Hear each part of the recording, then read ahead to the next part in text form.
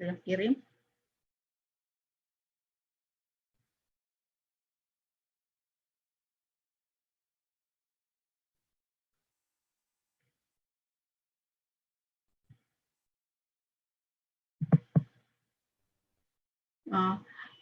Minta tolong yang lain aja.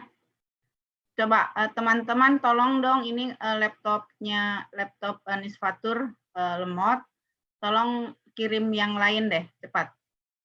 Bisa siapa saja boleh bantu.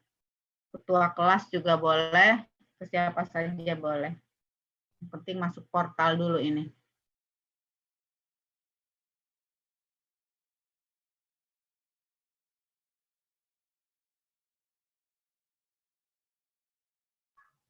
Kalau di foto sekarang jadi nggak ada mukanya, Bu. Nggak apa-apa. Oh iya, jangan. Oh iya nih, soalnya tadi pakai punya Nis ya. Ya jangan, masa nggak ada mukanya. Betul. Nanti dikit. Ya udah. Sok. Keluar dulu lagi semua.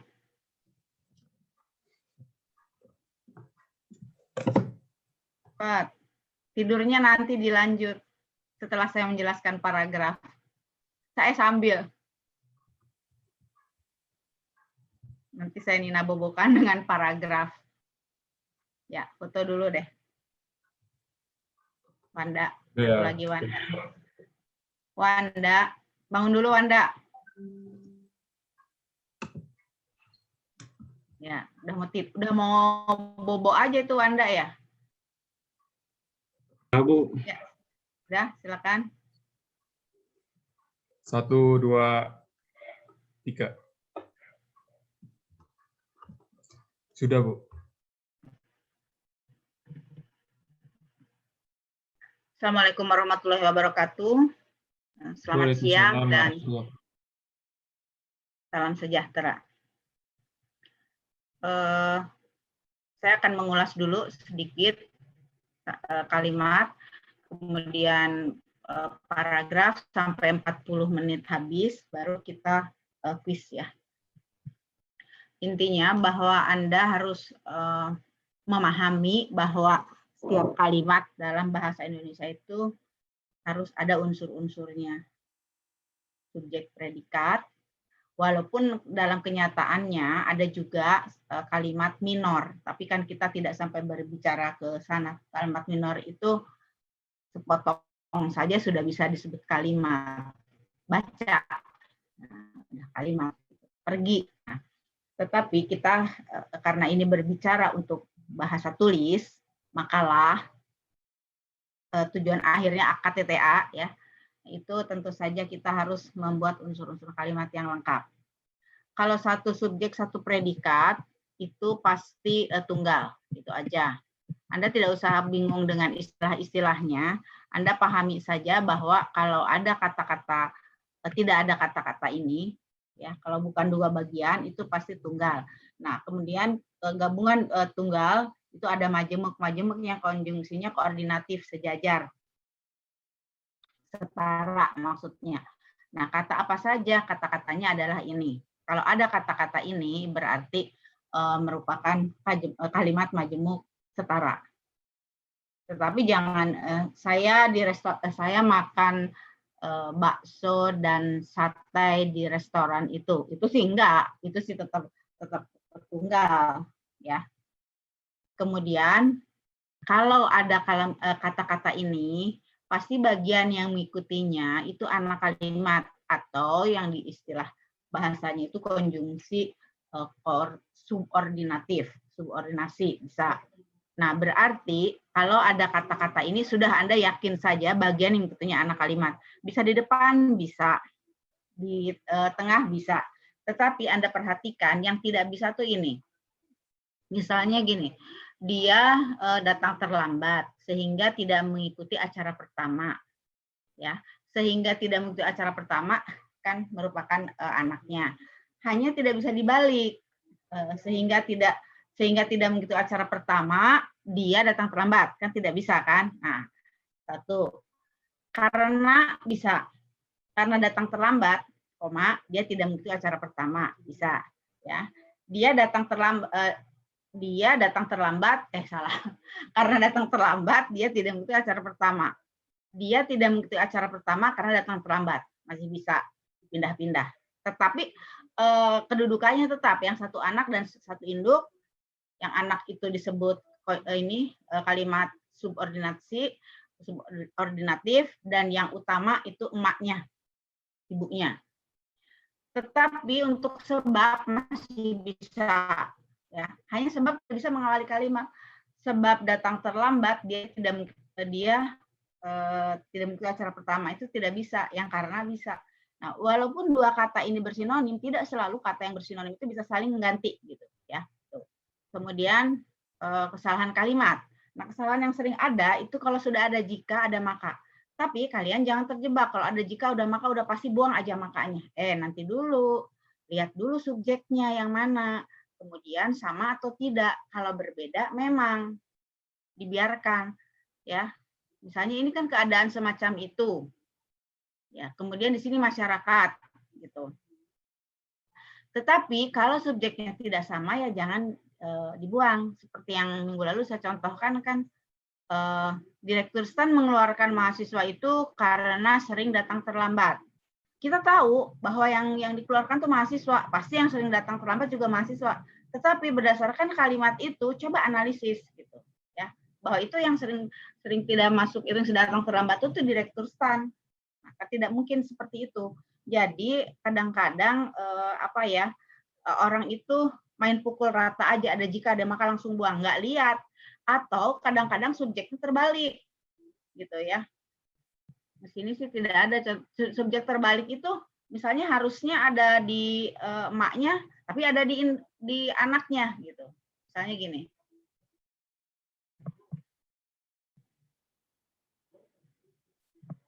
Jika Anda ingin, ini yang paling gampang aja, ujian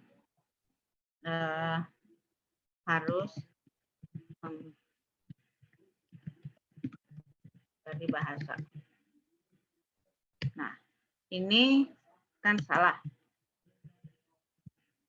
Nah, misalnya tadinya ada maka di situ. Nah, tetapi Anda sudah buang maka. Nah, hanya kalau kalimat seperti ini tetap aja salah.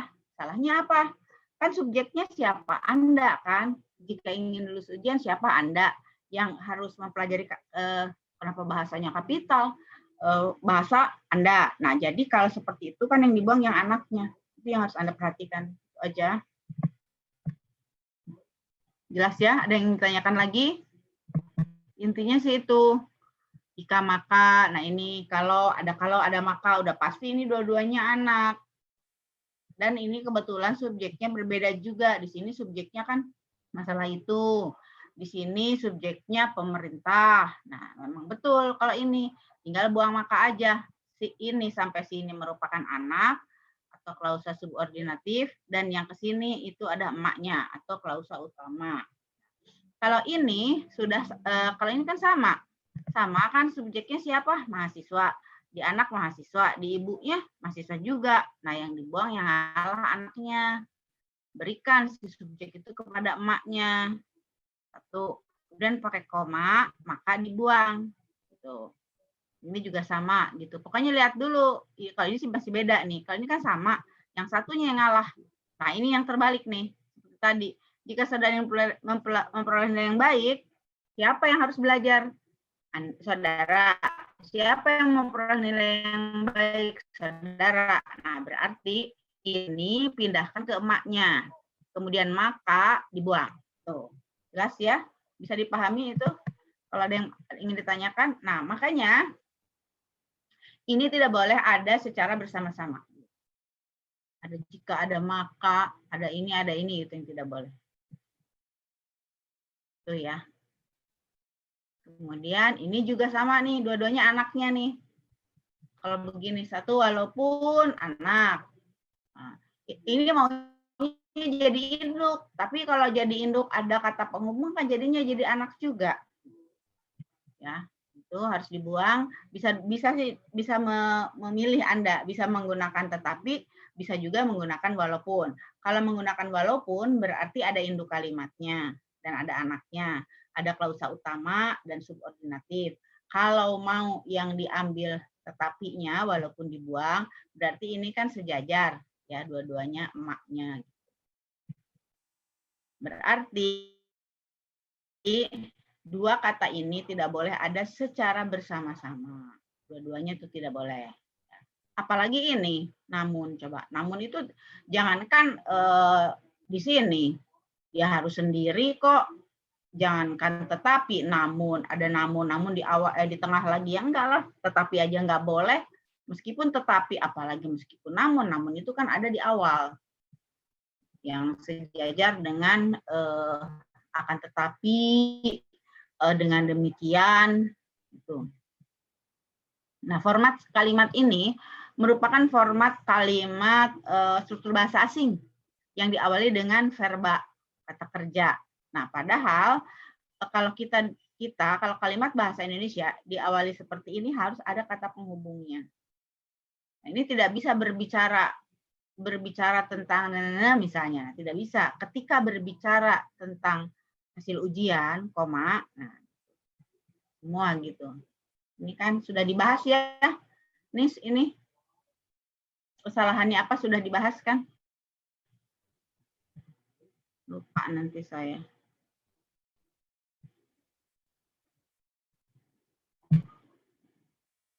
Jelas ya itu? Nah, ini juga nih, nanti yang banyak digunakan di surat ini, setelah UTS kan materi surat dinas. Nah, surat dinas ini banyak digunakan ini. Misalnya ada kegiatan, ada rapat, kemudian ada lagi rapat. Nah, kan harusnya surat berikutnya itu untuk menindaklanjuti. Tetapi pada umumnya, surat-surat kita atau kalimat-kalimat di kita itu pasti menindaklanjuti aja. Menindaklanjuti ini gitu. Nah, itu yang juga salah. Nah, kemudian kelugasan, jangan ambigu. Nah, seperti ini kan ambigu nih. Siapakah yang antik? Bisa senimannya, bisa orangnya. Nah, coba Anda perbaiki kalimat ini. Siapa yang bisa? Yang bisa boleh pulang. Rugi dong pulang, nggak ikut kuis. Coba. Ini kan sama nih, tidak sejajar.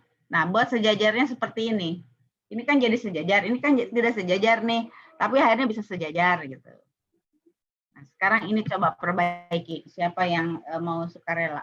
Kalau tidak mau sukarela, langsung seto dong. Ayo cepat yang ini, gimana perbaikannya? Ayo, Indra, coba. Susah soalnya kalau sukarela. Indra Yafet. Silakan Indra. Ya, Bu. Ya, silakan perbaiki. Kalimat ini gimana supaya sejajar gitu. Ayo cepat. Kan mau quiz nih. Balai Pustaka menerbitkan buku itu, sedangkan Balai Bahasa yang membuat naskahnya. Ya, gitu. Balai Pustaka menerbitkan buku itu, satu kalimat kan. Sedangkan Badan Bahasa membuat naskahnya. Satu. Bisa perbaikan lain juga sama seperti yang ini. Misalnya Balai Pustaka yang menerbitkan buku itu, sedangkan yang membuat naskahnya adalah, nah itu juga bisa. Gitu. Jadi kalau perbaikan itu bisa beberapa, hanya kita tetap harus mematuhi kaidah. Jangan semaunya, atau kalimatnya tuh artinya tuh jadi malah hilang gitu, maknanya hilang gitu. Ya. Baik, dah. Nah ini yang ambigu. Nah kemudian ini jangan sampai juga membuat kalimat begini. Ini sekali lagi dilarang diedarkan, dilarang ini kan seolah-olah dilarang ditarik dari peredaran. Nggak boleh ditarik, ambil lagi. Dilarang dicabut, padahal sudah dicabut izin edarnya. Tidak jadi, karena dilarang. Nah, supaya ini bahaya ini undang-undang soalnya. Kalau seperti itu maknanya jadi berbahaya kan. Nah, maksudnya padahal dilarang ini itu sejajar. Jadi ininya dilarangnya pindahkan supaya tidak ambigu juga. Dah ya, selesai untuk kalimat. Ada pertanyaan? Cepat.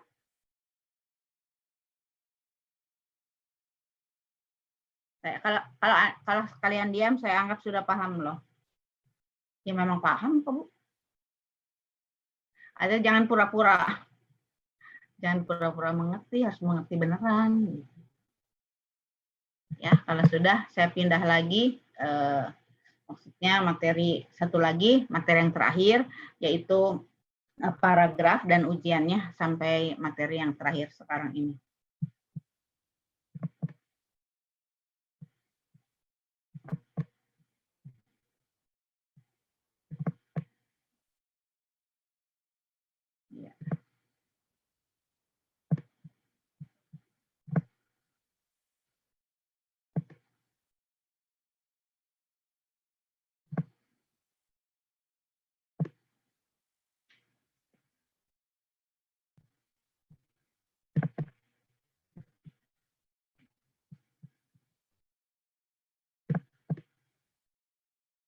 Coba baca salsa.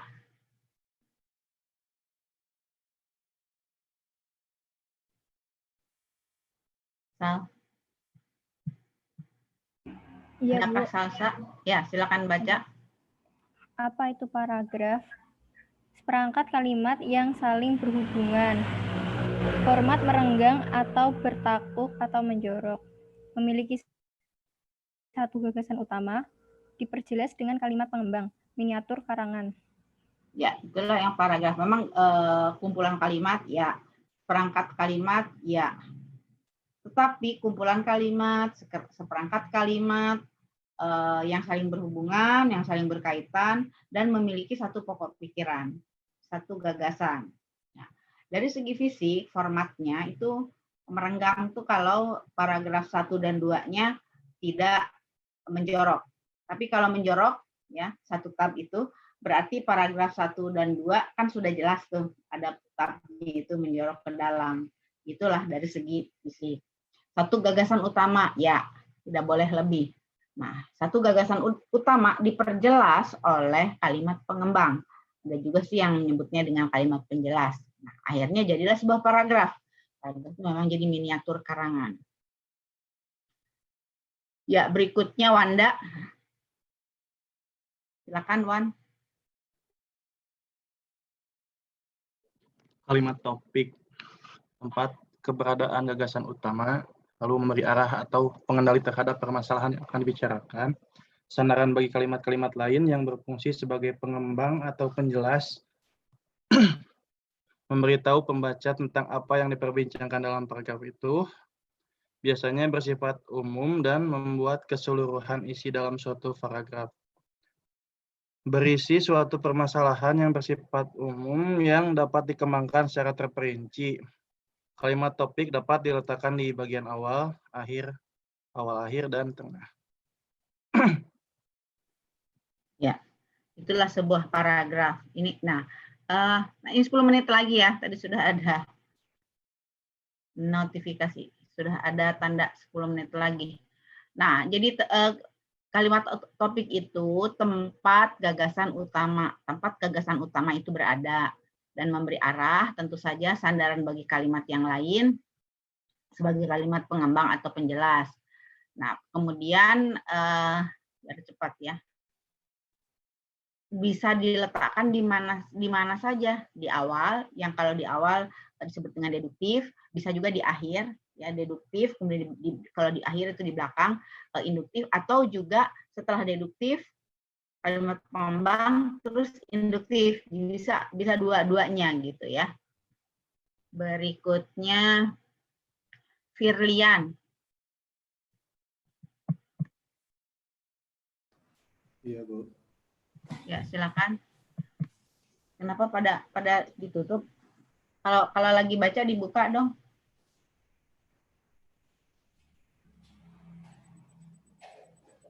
Ngirit kuota. Ya sih, paham. Kalimat penjelas merupakan pendukung atau penguat gagasan utama. Uraian-uraian yang bersifat khusus ada kaitannya dengan kalimat sebelumnya Biasanya memiliki konjungsi antar kalimat. Biasanya tidak bisa berdiri sendiri karena maknanya akan kabur jika dipisah dengan kalimat lainnya. Biasanya berupa data, fakta, contoh, opini, ilustrasi, kutipan, gambar, dan sebagainya. Ya, itulah kalimat pendukungnya gitu ya. Penjelas. Nah, bisa ditandai oleh ini, konjungsi antar kalimat itu, yang nanti akan membuat paragraf itu memiliki kohesi, kan koheren dan kohesi. Kohesi itu antara lain menggunakan kata penghubung, kemudian bisa juga kata ganti. Nah, nanti selanjutnya ada ini. Ya. Kemudian strukturnya bagaimana? Struktur paragraf itu secara umum ada kalimat topik dan ada kalimat penjelas. Kemudian coba baca Wahyu. Wahyu Ima apa? Wahyu Ima. Silakan Wahyu. Cepat. Struktur paragraf. Secara umum, struktur paragraf bahasa Indonesia berupa kalimat topik dan kalimat penjelas. Ada beberapa struktur paragraf.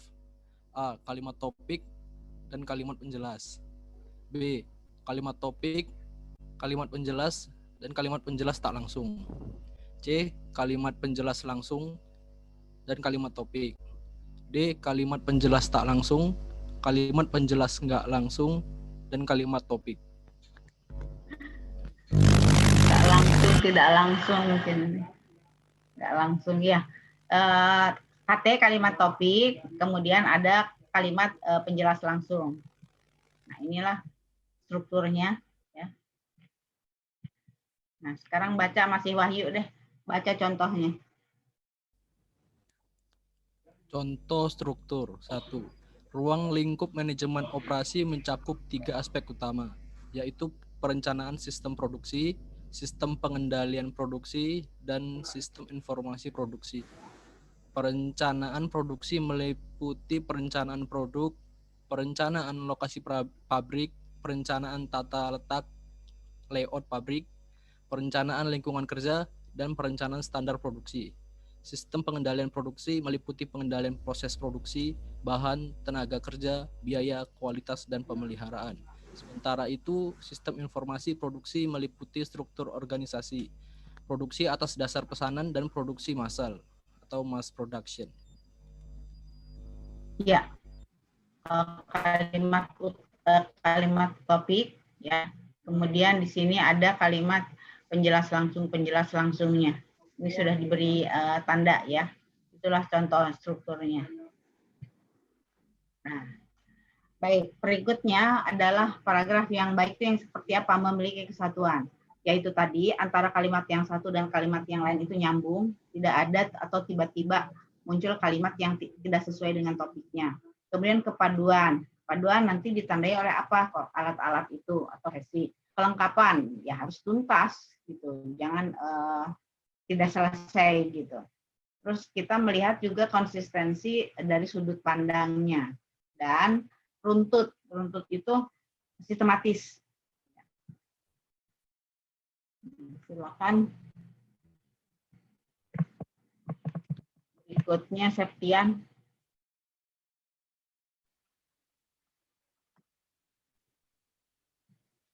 Kesatuan. Paragraf dikatakan memenuhi unsur kesatuan jika hanya mengandung satu gagasan utama. Kalimat-kalimat dalam paragraf itu mengarah pada satu pokok permasalahan. Tidak terdapat kalimat yang menyimpang dari ide pokok. Semua informasi yang ada dalam paragraf dikendalikan oleh gagasan utama dan informasi-informasi dalam paragraf harus terfokus pada gagasan atau topik utama. Ya. Itu kesatuan, mengandung satu pokok pikiran, satu gagasan utama, kalimat itu mengarah pada satu pokok persoalan, tidak ada yang menyimpang, semua informasi yang ada itu dikendalikan di gagasan utama. Nah, berarti informasi dalam paragraf itu harus fokus pada satu topik atau satu gagasan utama tadi. Nah, silakan Septian baca aja contohnya. Contoh kesatuan paragraf. Angklung merupakan alat musik tradisional masyarakat Sunda yang sejak November 2010 diakui sebagai warisan budaya oleh UNESCO. Alat musik tersebut berbahan pipa bambu. Pada awalnya, angklung dimainkan dengan tangga nada pentatonik yang terdiri atas 5 nada, seperti halnya gamelan dan alat tradisional lain. Tahun 1938, angklung mulai dimainkan dengan tangga nada diatonik layaknya alat musik barat seperti piano. Ya, ini kan tuntas gitu ya, kesatuan ini mengandung satu gagasan utama ya. Kalimat yang lainnya itu berfungsi sebagai penjelas. Jadi tidak ada kalimat yang informasinya itu menyimpang dari paragrafnya, dari gagasan utamanya. Nah, kemudian sebuah paragraf dikatakan padu. Coba Intan. Silakan baca Intan.